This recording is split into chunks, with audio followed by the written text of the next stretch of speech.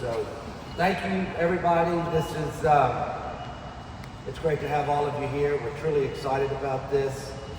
You know, from the beginning, we've always said we want to give our players and coaches the best opportunity to win. I know a lot of you have been on our 767 plane, and we want to have the nicest way for our team to travel with all the travel they have to do and the back-to-backs, which we don't like whatsoever. So any edge that we can get, it's, you can see the space. It's going to be brand new, state-of-the-art. Just having dual courts, having the outdoor practice facility, the unbelievable weight room, and even a guest locker room. But to be able to have the coaches next to the film guys and you know, our draft room, and have everybody working so close together and not being on 3 different floors is so unbelievable. To have all the state of saunas and different treatments and water treatments that you can get today, the strength and conditioning, just all the stuff that she just went over with you. And we're just truly excited about it. Our players will be excited about it. This is a great recruiting tool for free agents to have a facility like that. A lot of teams go out and they put them in pieces of land that are not close to where everybody lives, because it's the best thing to do economically. To have this right here in the middle of town with only probably 10 minutes away from everybody means a lot. And it'll get these players here a lot, even when they don't have real practices. So it's great that it's going to be the Memorial Hermann Houston basketball practice, Houston Rockets basketball facility, not University of Houston. You know, I just did one of these for U of H, you know, as y'all know, last week. So. But, and it was Memorial Hermann also. Thank you, Memorial Hermann. But we're thrilled for it to be the Memorial Hermann facility, and we appreciate all of you coming out today. Thank you so very much, and we'll all ask you questions and email you, and Val and Patrick, y'all come up here with me, and we'll answer whatever we can that you did not handle. We'll open for questions. Jonathan Fagan. Gentlemen, it said that the projected cost is $70 million. I assume that does not include the value of the land. What would the total investment then be when you then add in the property itself? Well, as all these properties, when you first price them and you start building them with inflation, we still think it's going to be somewhere in the $70 to $75 million range when you put in the land at $100 a foot, maybe $80 million with the land. That little part over there is still part of Landry's. If you just took this box, which you wouldn't, gosh, if you did it the way you want us to do it, you know, it could be, you know, a $90 million facility, because this piece of land is worth $25 million. So. Any other questions? Do you guys envision spending majority of the time here and really just going over to Toyota Center for the games, or how do you kind of envision how this will play out?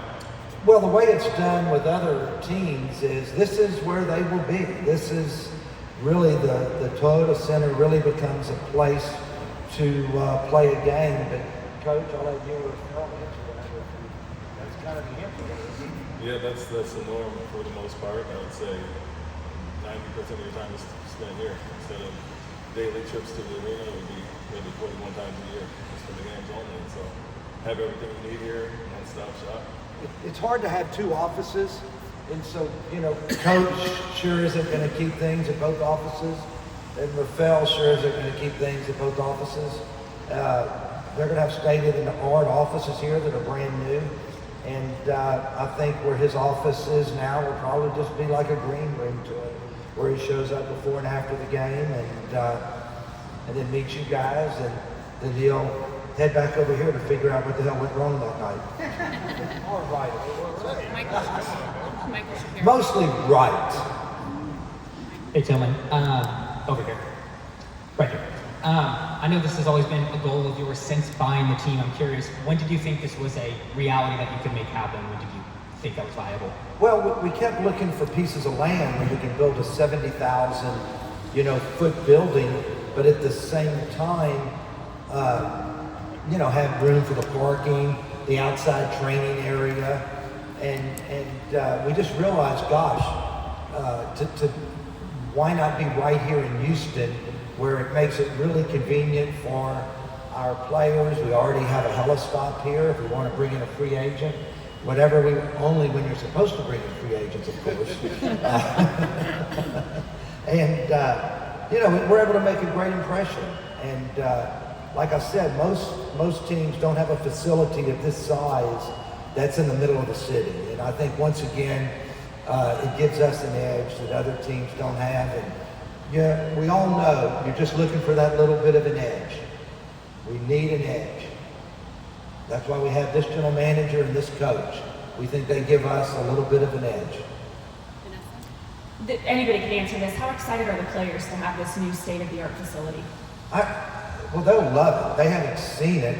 I don't think of Coach, anybody been out here? They haven't seen it, but just to see their lounge area, their design area, I want to say you'll have a nicer media room, but we just fixed up your media room already. But you're going to have a nice space over here. Of course, you don't conduct business here like you will there, but is the media room even open during the day when y'all have a practice when the media comes? Do they use that media room? They'll use it when they But we don't have it all set up for a practice, do we? No, we do not. Okay. We have You can't get an ice cream cone during the day, right? All right. Brian Fairfield in the front row. This question is for Mr. Stone. Mr. Stone, how important is it to be able to have everything in one facility, almost like a one-stop shop when you have in your scouts, your video people, the players, the coach, everybody within reach of you? Yeah, like Tilman said, it's really it just gives us a bit of an edge. Obviously we've worked as capably as we could in the current setup, and it's fine. You do fine, but having everybody completely and totally integrated is an obvious and huge advantage. So we're really looking forward to that time. Something that we have that I don't know of another practice facility is to even have a visitor's locker room. Do you know what that, Coach? Have you ever seen that? But to even have a visitor's locker room where they have their own entrance and they have a pathway just to get to the court.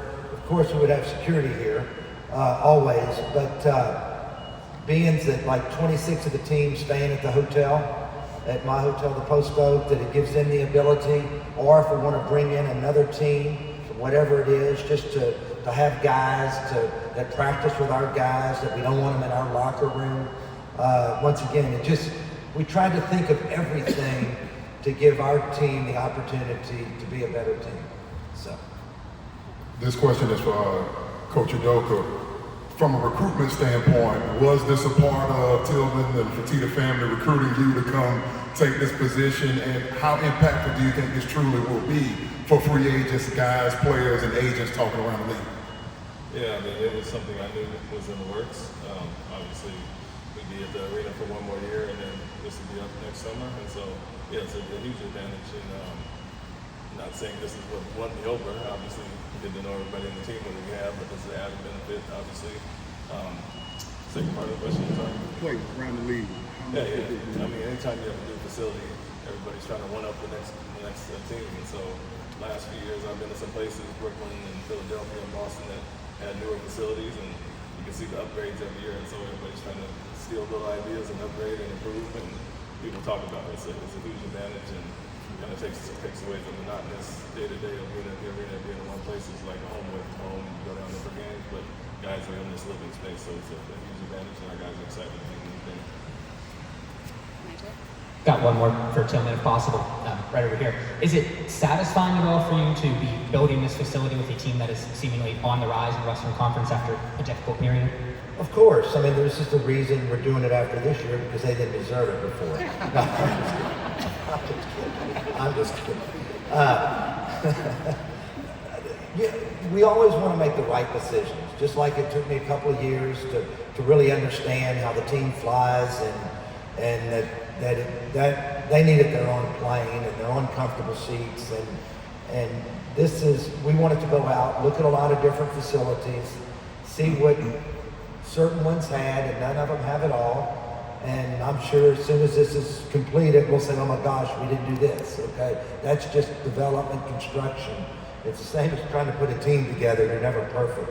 But I think with the assets we have, from being the Houston Rockets and being a brand and a great city to live in that free agents like, having that 767 and having a facility like this and having a great general manager and a great coach and having a little bit of okay ownership to give them support, that maybe we can get the right people here to always play. Jackson. This question's for Ime. Rafael shared the story with us about the war room and kind of having that door to the outside. Were there any specific kind of inputs that you had as to this facility, equipment, or things that you wanted to see as part of this kind of facility to make it special and stand out from other facilities around the league? Not really. I didn't have a ton of input, honestly, but got to learn the areas. And one thing we did talk about was close proximity to each other, being very close, obviously walking distance to talk, communicate. And with the video guys, they're usually stuck in a back room. We have a very open area where we can walk right out, grab our guys, and do film studies. And proximity from the video room, the film room, to the court, and the players, I think just the symmetry of that is good. And obviously all of us talking and being in communication daily. It starts from the top down to the bottom, but everybody's on the same page and we're on the same area. So didn't have input in it, but love the layout. Coach joined us after we had already started construction. We immediately sat down with him and let him see the plans, and he's been in other facilities and said, honestly, this is how I would do it. And so he has been very supportive. He has a few tweaks that he would like us to make, which we're going to try to accommodate, of course. And but we used a lot of experts, a lot of people that looked at a lot of facilities, and we think we nailed it. Like I said, anytime you build something, there's something not right, but we tried to nail it. Brian Eckert. First row. First seat. Is there going to be an ice cream machine at this one? We'll see if y'all are being and behaving. We get you some ice cream. We will definitely give you a really nice coffee machine, though, and I promise you that. Mr. Fertitta, how much does this? I'm going to look out after you. Y'all don't need to be eating ice cream during the day. Mr. Fertitta, right here. What does it mean to you personally? We don't ever get a chance to really hear you talk about the way you give back, not only to the city of Houston, but to the Rockets and to the University of Houston. What does this facility and what you're doing for the University of Houston mean to you?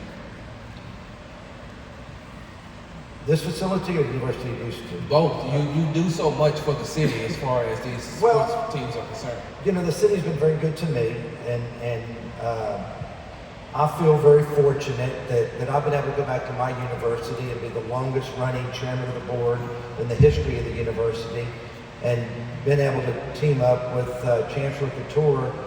She's been there 15 years. I've been there 14 years to bring the university to another level. At the same time, we'll never be complete here at the Rockets until we all have rings. And I have 2 rings from being involved with Les Alexander, but it's not the same. And that's what it's all about.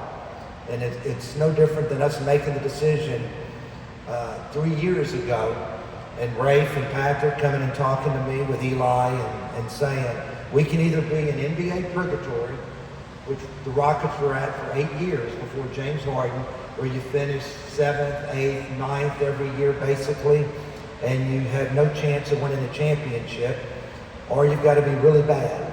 And we decided that when we traded for James that we wanted draft picks, and we didn't want a player that instead of winning 20 games, we would win 32 games. And let's make sure that our young players get enough minutes in those first couple, 3 years that they can contribute by the 3rd and 4th year. And I don't know where this is going to all end up, in 2 years, 3 years, 4 years, 5 years.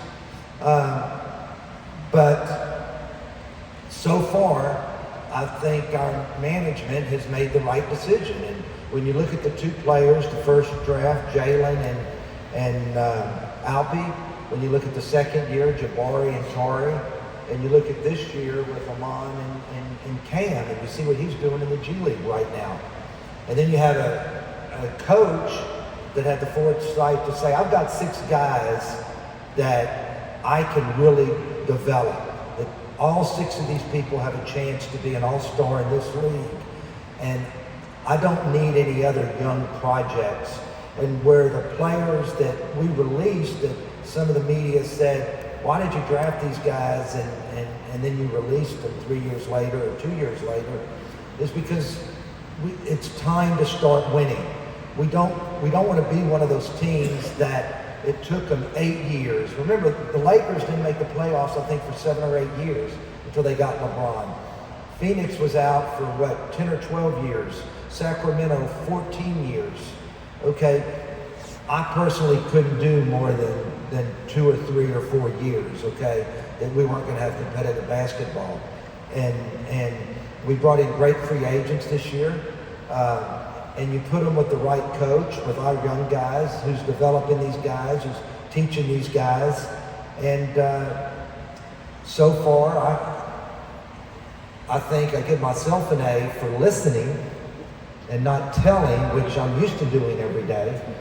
And I give all of these people, starting with Gretchen, being a great president of business operations, to Tracy, working with you guys, to Rafael and his team, to Coach, bringing in, really, really, really good coaches. And 4 of these coaches were the coaches for the Boston Celtics the last few years. And these are really good coaches that work with Ime. And they wanted to come here to Houston to coach for him and be a part of this organization. And so we're trying to do everything right. We're going to continue to make some bad decisions. It's really hard when you truly have to make the decision. And that's just the way it is. So I hope I've answered your question.